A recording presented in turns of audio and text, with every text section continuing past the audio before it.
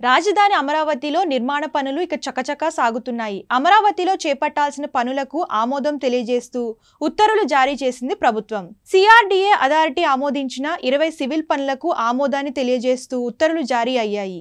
రాజధానిలో చేపట్టనున్న 20 సివిల్ పనులకు 11,467 కోట్ల రూపాయల మేర వ్యయం అవుతుందని అంచనా వేశారు.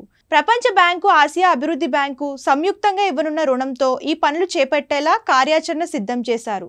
గెజిటేటెడ్, నాన్ గెజిటేటెడ్ అధికారులు, ఉద్యోగుల నివాస అపార్ట్మెంట్లు, ఐఏఎస్ అధికారులు, ఎమ్మెల్యేలు, ఎమ్మెల్సీలు నివాసాల నిర్మాణం పూర్తికి నిధుల విడుదలకు ఆమోదం తెలిపింది ప్రభుత్వం. న్యాయమూర్తులు, మంత్రులు, సీనియర్ ఐఏఎస్ అధికారులు బంగ్లా నిర్మాణం కోసం కూడా నిధులు మంజూరుకు గ్రీన్ సిగ్నల్ ఇచ్చిన విషయం తెలిసినదే. ప్రభుత్వం కాంప్లెక్స్ నిర్మాణంలో భాగంగా సచివాలయ టవర్లు, అసెంబ్లీ, రాజధాని పరిధిలో మౌలిక సదుపాయాల నిర్మాణం కోసం ఈ నిధుల్ని వెచ్చించాలని ప్రభుత్వం ఇప్పటికే నిర్ణయించింది.